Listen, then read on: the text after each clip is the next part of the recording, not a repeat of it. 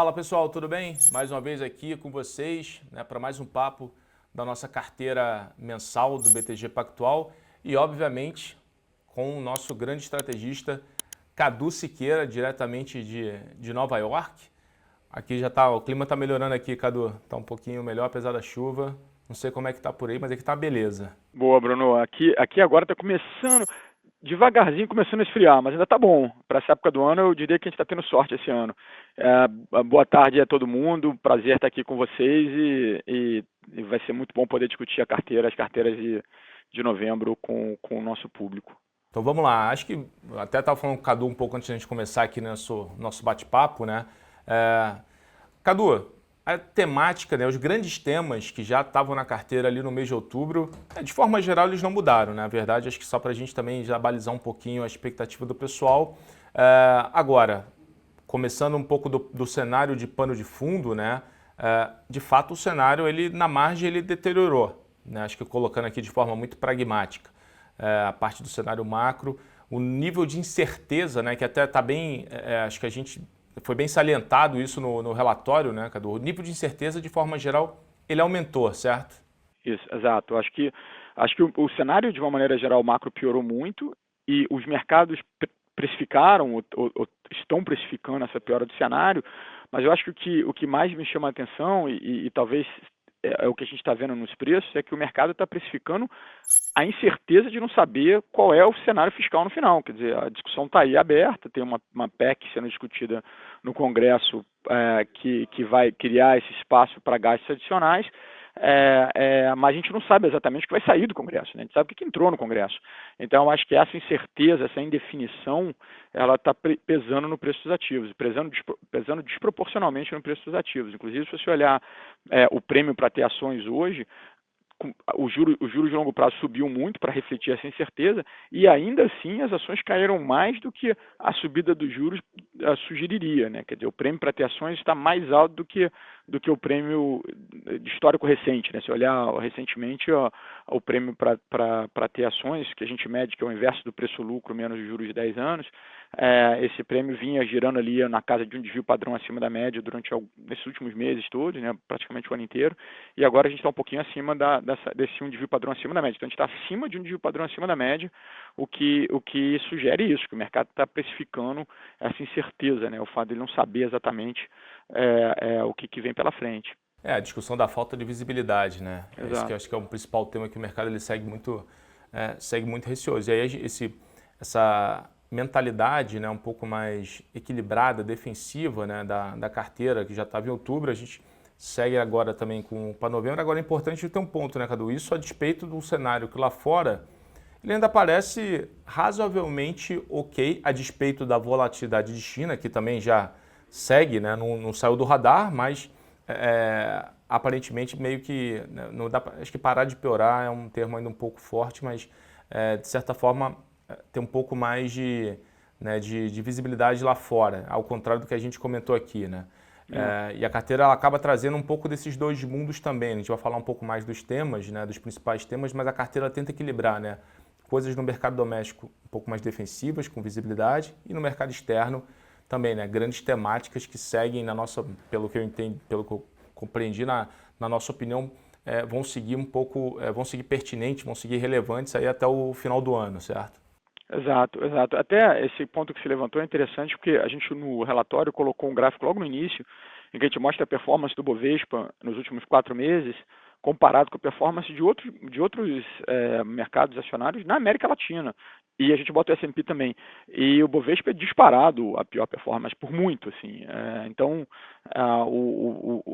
o Brasil está realmente refletindo uma piora do cenário interno brasileiro, e não uma piora do cenário global, que na verdade não aconteceu. Tudo bem, a China piorou um pouco,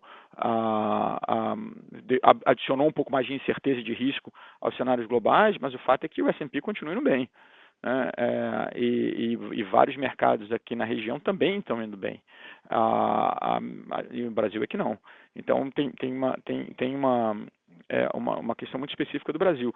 E como você bem colocou, a gente manteve boa parte, a gente adicionou um tema novo, mas a maior parte dos temas que a gente está carregando no Tem Sim esse mês são os mesmos do mês passado. Então a gente tinha exposição aos juros subindo, né? Então a gente já concentrou uma parte da nossa exposição em bancos e seguradoras, que são empresas e setores que se beneficiam de juros aumentando. Inclusive, a gente vai publicar um relatório nos próximos dias mostrando o impacto dos juros mais altos nos lucros de diversos setores. E bancos e seguradoras são os setores que têm lucros subindo, enquanto a maioria dos setores tem lucros caindo. Então, a gente, na verdade, não só a gente manteve esse tema, como a gente acabou aumentando a exposição a bancos. A gente tinha 10% da carteira em bancos, com o Bradesco, a gente trocou o Bradesco por Itaú e aumentou a exposição para 15%. Então a gente está ainda um pouco mais exposto ao tema subida de juros, né? Então esse não mudou. Outro tema que a gente não mudou é o tema de exposição a petróleo, preço de petróleo mais alto, né? A gente já tinha, né, na carteira passada PetroRio, no Tem Sim, 3R no Small Caps, a gente manteve essas duas empresas, já tinha Raízen no Tem Sim, a gente manteve Raízen no Tem Sim. Raízen é uma combinação da exposição, o fato do etanol, à medida que o preço do petróleo sobe, o etanol acaba acompanhando a subida do preço, e ainda tem a quebra da safra de açúcar, que pode inclusive aumentar o preço de açúcar, e de novo ajudando aí os papéis de Raízen, e a gente até fez um movimento parecido, colocando o Jalles Machado no Small Caps, né? Que a gente já faz esse paralelo assim, entre ter a exposição a esses dois temas nas duas carteiras. E ainda tem a SLC, que também não deixa de ser um papel que se beneficia da alta do preço do petróleo, porque metade do EBITDA de SLC é algodão, e o algodão compete diretamente com as fibras sintéticas, né, que estão subindo de preço, que são derivadas de petróleo. Então esses temas estão intactos ali na carteira, a gente não mudou nada. Não, faltou um só, tá?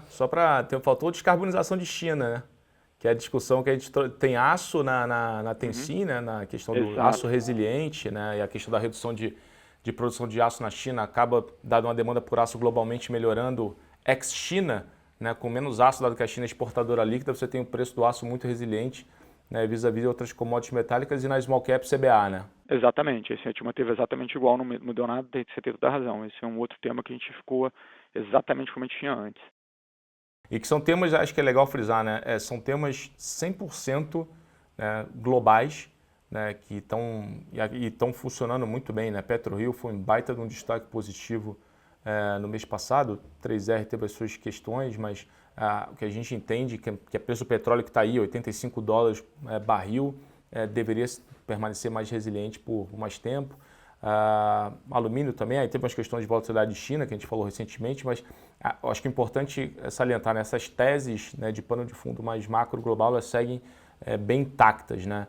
Exato. E aí você já adiantou, né, Cadu, você trazendo para o mundo doméstico, teve as principais trocas, né? O aumento da exposição em banco, né? Você falou, a gente sai de Bradesco, aumenta Itaú, e aí a visibilidade, acho que vai muito de encontro àquele teu ponto inicial, né? Benefício de subida de juros e, obviamente, também um aumento de visibilidade, né? Balanço de banco tem uma previsibilidade maior, dado outras discussões locais, né? Mas também tem um ponto aqui interessante, você falou também, né, de um ponto que eu estava até comentando um pouco antes de começar, que até algumas pessoas perguntaram, que foi a volta do setor de consumo e varejo, né, para a carteira Tem Sim. Exato. Né? E aí tem dois nomes aqui, Arezzo e Iguatemi. Né? O que permeia, Cadu, o pano de fundo desse retorno? Essa acho que foi a grande mudança, assim, ou foi o grande tema adicional que a gente colocou na carteira esse mês. A gente estava longe de empresas de consumo já há algum tempo, né? A gente vinha evitando temas de consumo e esse mês a gente decidiu voltar a ganhar alguma exposição a esse tema. Primeiro porque eu acho que teve realmente um ajuste muito grande no preço dos ativos, de alguns ativos e ativos de qualidade. Eu acho que esse foi o caso de Arezzo e de Iguatemi, né? Eles sofreram muito recentemente. São operações de qualidade, é um consumo, isso eu acho importante salientar, é um consumo de mais alta renda, tanto Arezzo quanto Iguatemi, né? Iguatemi é um shopping são shoppings, o parque de shoppings são shoppings de mais alta renda, Arezzo é um produto também de mais alta renda, e a gente quis ter essa exposição à renda maior, porque a gente acha que essa parte do consumo ela é menos impactada pela piora da economia. Esses caras foram muito impactados pela pandemia, mas eles são menos impactados pela piora econômica. Então a gente está entrando em consumo, mas veja que a gente está entrando com nomes mais seguros dentro desse arcabouço de consumo. Então acho que essa foi a nossa ideia. Acho que até puder adicionar um pouquinho, né? A própria Arezzo também, né? Tá capitaneando o movimento de consolidação do mercado, né? Duas marcas, né, recentemente adquiridas, tanto Reserva quanto Vans, né? Acho que, se não estou enganado, esse vai ser o primeiro resultado que a gente começa a observar um pouco do efeito dessas marcas dentro do próprio balanço da Arezzo, né? Então, entender como é que as sinergias começaram a conversar, como é que a potencial geração de retorno, né, dessas duas marcas dentro de um player tão consolidador como é o caso da Arezzo. Acho que vai ser interessante observar isso para ver como é que o mercado, como isso vai balizar as expectativas do mercado. E aí, falando um pouquinho até das small caps, né, você falou de Jalles Machado, né, small caps que está, né, dentro aí do mundo de açúcar e etanol, assim como é o caso da própria Raízen que está na Tencin, mas nessa linha não vou dizer que é similar, não vou dizer não é igual no mesmo setor, mas ativos que sofreram muito e chamam a atenção por valuation, né? Que no caso da small cap é um ativo que vem para a carteira agora, já teve na carteira algumas vezes, que é o caso do Santos Brasil, né? Que sofreu alguma coisa próxima acho que 35% no mês de outubro, né? O que tem aqui? E aí, Cadu, o que é o pano de fundo da entrada aí de Santos Brasil na small cap? Não, legal. Então, eu primeiro acho que as empresas de small cap, de cap mais baixo, sofreram mais do que as empresas de cap mais alto. Isso já vinha acontecendo, aconteceu de novo no mês de outubro. É um movimento que a gente tem observado dos gestores e dos investidores, é buscar liquidez, né? Então o pessoal acaba saindo de nomes de small caps para nomes com mais liquidez. Então, se você olhar a performance das small caps, ela foi muito ruim, muitas empresas caíram muito no mês passado e caíram muito nos últimos 2 meses. A Santos Brasil caiu demais, chamou a nossa atenção, chamou tanta atenção que a gente resolveu que fazia sentido colocá-la na small caps, mesmo comparado com outros ativos de small caps que também caíram muito. Santos Brasil, ela voltou a negociar num preço até mais baixo do que o preço de quando teve o anúncio da transação com a Maersk, que foram a renovação dos contratos, nos preços muito melhores e tal. Então, ela voltou para aquele patamar. A gente acha que o ajuste foi muito grande, e aí a gente resolveu colocá-la de volta na carteira com base nisso, com base nesse ajuste muito grande pro que havia sido, pro que foi o preço quando teve o anúncio dessa transação. Ah, perfeito. Então acho que só para, né, trazer aqui como pano de fundo para o pessoal relembrar, só quais foram então as principais mudanças aqui na Tencin, que é a nossa carteira, né, mais líquida, e da carteira de small cap. A gente retira Bradesco, coloca Itaú com 15%, adiciona Arezzo e Iguatemi, foram as principais modificações. E na carteira Small Cap, a gente traz Jalles Machado e Santos Brasil.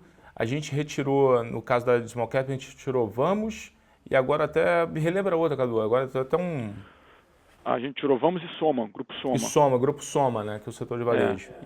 Agora interessante. Varejo mais baixo, né, não tão alta renda. Perfeito. Mas é interessante colocar, acho que até para o pessoal também, como os principais temas, eles estão bem explícitos, como a gente falou antes, em ambas carteiras, né? Descarbonização de China, enfim, aço na Tencin via Gerdau, alumínio via CBA na Small Cap. Agronegócio, a SLC está em ambas carteiras, mas você tem uma presença de 3 tentos. A própria Raízen também, Jalles Machado está aqui dentro dessa temática, né? Petróleo com PetroRio na Tencin e 3R na Small Caps. E você tem aí um grande, vou colocar aqui um pessoal, né, não vou dizer só aumento de juros, mas eu digo assim, né, também tem aumento de juros no caso de bancos, mas eu digo uma busca maior por previsibilidade e defensividade na carteira, né? A gente tem Energisa, VEG e o setor de banco e seguradora na Tencin. E aí a gente tem, né, a própria Desktop, a própria Horizon, ClearSale eu diria que é um outro bicho, né? Um pouco mais arriscado, É um pouco mais arriscado. A gente nas small caps, a gente tem uma Desktop, sim, que são business um pouco mais previsíveis, sem dúvida, sim, que é certamente muito mais previsível. Mas eu acho que nas small caps eu tenho olhado também muito para para quanto algumas dessas ações sofreram, né, recentemente. E a gente acha que Sinqia, que é uma empresa de software, que é um resultado super resiliente, sofreu demais. A gente acha que está muito barato. Desktop muito barato, então também sofreu muito. ClearSale foi um movimento um pouco mais agressivo que a gente fez, porque as empresas que são de alguma maneira relacionadas com e-commerce têm sofrido mais. E ClearSale ela é muito relacionada com e-commerce porque ela no fundo é um antifraude, né? É uma solução de antifraude para transações de comércio eletrônico. Mas a gente acha que também ficou tão barato, é um business bom, ela é dominante no Brasil. A gente acha que a temática de e-commerce não desapareceu, ela perdeu um pouco da força, mas não desapareceu. Então a gente acha que isso vai de alguma forma recuperar. Eu diria até que para aqueles que querem tomar posições mais arrojadas, assim, nesses nomes de small caps, ou mesmo nos big caps, eu olharia um pouco com mais carinho essas empresas de e-commerce, ou que são de alguma maneira expostas a e-commerce, e que podem se recuperar rapidamente numa situação de rebound do Bovespa, ou até para quem tem um horizonte de investimento um pouco mais longo, eu acho que muito possivelmente esses caras vão se recuperar bem rápido.